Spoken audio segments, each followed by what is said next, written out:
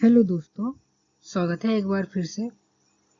क्या भारत में uniform civil code लागू होने की दिशा में एक और बड़ा कदम उठ चुका है? क्या ये हकीकत है कि अब असम है, अब उसमें यूसीसी जो यूनिफॉर्म सिविल कोड है वो पास करने वाला देश का तीसरा राज्य बन चुका है? क्या आपको इससे पहले वाले राज्यों का पता है? नहीं पता तो हम इस वीडियो में आप सभी को बताते हैं। इसमें यूसीसी जो है लागू करने वाला पहला राज्य था, उसमें उत्तराखंड था तथा दूसरा जो था वो गुजरात था। ठीक है, अब इसमें मुख्यमंत्री जो हेमंत बिश्वा शर्मा ने इसे बताया है कि ये वाटरशेड मूवमेंट है, यानी इतिहास बदलने वाला फैसला। लेकिन सवाल ये है, आखिर यूसीसी में ऐसा क्या है जिससे देश भर में बहस तेजी हो गई है, और क्या अब दूसरे राज्य भी इसी रास्ते पर चलेंगे? जानने के लिए हमारे पूरे वीडियो में एंड तक बने रहिएगा। तो चलिए हम वीडियो शुरू करते हैं।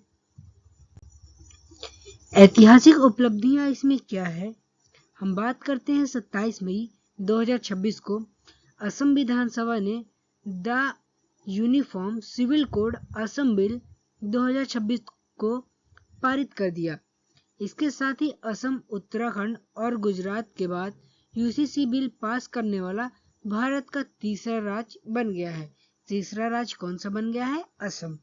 ठीक है, पूर्वोत्तर में पहल। यह विधेयक पूर्वोत्तर भारत का पहला यूसीसी कानून है। मुख्यमंत्री हेमंत बिश्वा शर्मा ने इस कानून को पारित होने को एक वाटरशेड मूवमेंट यानी ऐतिहासिक बदलाव का क्षण करार दिया है। इसमें हम आगे बात करते हैं कानून का उद्देश्य।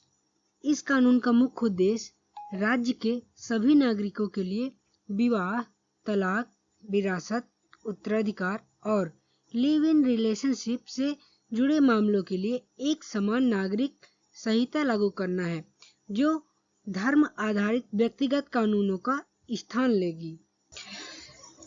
इसी में हम आगे बात करते हैं जो अनुसूचित जनजातियों को छूट। सरकार ने स्पष्ट किया है कि असम के अनुसूचित जनजातियां समुदायों को इस कानून के दायरे से पूरी तरह बाहर रखा गया है, ताकि उनकी प्राचीन परंपराओं और रीति रिवाजों को सुरक्षित रखा जा सके। बहुविवाह पर प्रतिबंध। इस नए कानून के तहत बहुविवाह पर पूर्ण प्रतिबंध लगा दिया गया है। ऐसा करने वाले दोषियों के लिए 7 साल तक की जेल का प्रावधान रखा गया है, जो इस कानून के सबसे महत्वपूर्ण पहलुओं में से एक है। अनिवार्य पंजीकरण।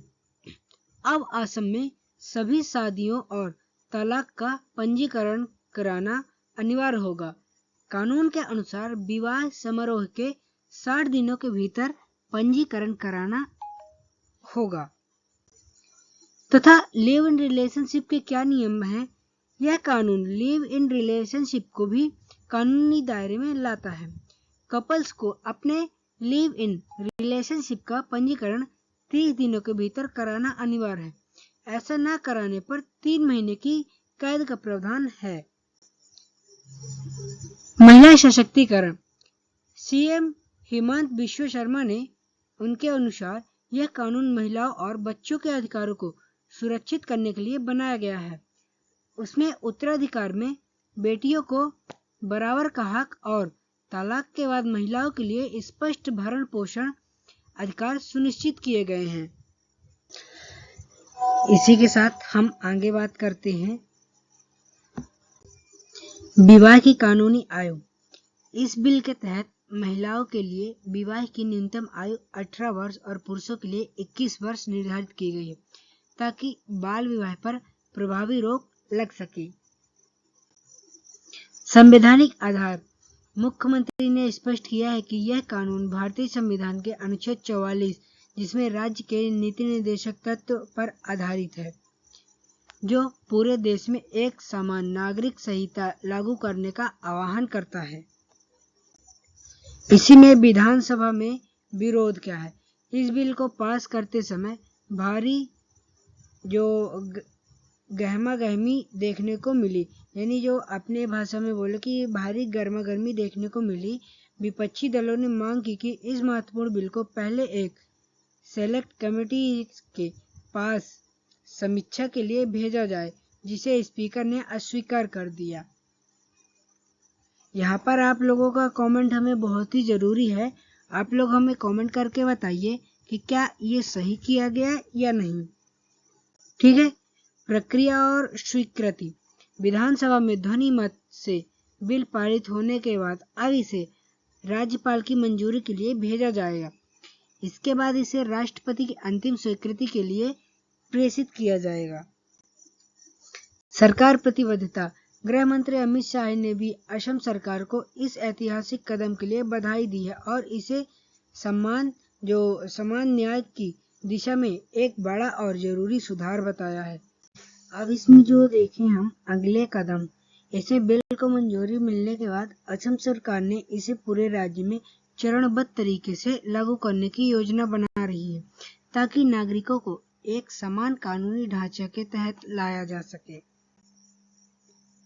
असम में यूसीसी जो यूनिफॉर्म सिविल कोड कानून के लागू होने के बाद सरकार की भूमिका और कार्रवाई अब मुख्य रूप से इसे धरातल पर उतारने और इसके नियमों का पालन सुनिश्चित करने पर केंद्रित रहेगी। ठीक है। यहीं पर हम नियमावली का निर्माण देखते हैं। रूल्स क्या हैं? तो कानून पारित होने के बाद सरकार अब इसके क्रियान्वयन के लिए विस्तृत नियमावली तैयार करेगी। इसमें यह स्पष्ट किया जाएगा कि कानून के प्रावधानों को व्यवहारिक रूप से कैसे लागू किया जाए, जैसे विवाह और लिव इन रिलेशनशिप के पंजीकरण की प्रक्रिया क्या होगी। इसमें पंजीकरण ढांचा। सरकार को पूरे राज्य में एक सुदृढ़ पंजीकरण प्रणाली स्थापित करनी होगी। इसमें विवाह और लिव इन रिलेशनशिप को रजिस्टर करने के लिए ऑनलाइन पोर्टल या सरकारी कार्यालय जैसे ग्राम पंचायत या ब्लॉक स्तर को अधिकृत किया जाएगा, ताकि इसके जो नागरिक है आसानी से पंजीकृत करा सके। अब इसी में हम आगे जान लेते हैं थोड़ी अधिकारियों की नियुक्ति। इस कानून के कार्यान्वयन और निगरानी के लिए नोडल अधिकारियों की नियुक्ति की जाएगी। ये अधिकारी यह सुनिश्चित करेंगे कि शादियों और तलाक का रिकॉर्ड सही ढंग से रखा जा रहा है और कानून के उल्लंघन की स्थिति में कार्रवाई की जा सके। जागरूकता अभियान। इसमें क्या है?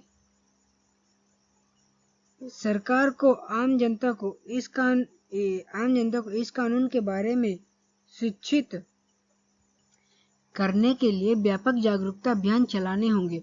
लोगों को विशेष रूप से अनिवार्य पंजीकरण की समय सीमा, जैसे शादी के 60 दिन और लिव इन के 30 दिन और इसके फायदों के बारे में भी जानकारी दी जाएगी। ठीक है। इसी में कानूनी तंत्र को सक्रिय करना। पुलिस और स्थानीय प्रशासन को इस कानून के प्रावधानों जैसे बहुविवाह पर प्रतिबंध के प्रति संवेदनशील बनाया जाएगा। साथ ही न्यायपालिका के साथ समन्वय किया जाएगा, ताकि विवाह संबंधी विवादों के निपटारे में यूसीसी के नए नियमों को प्राथमिकता दी जा सके। इसी में थोड़ी आगे हम चर्चा करते हैं डिजिटल डेटाबेस का प्रबंधन।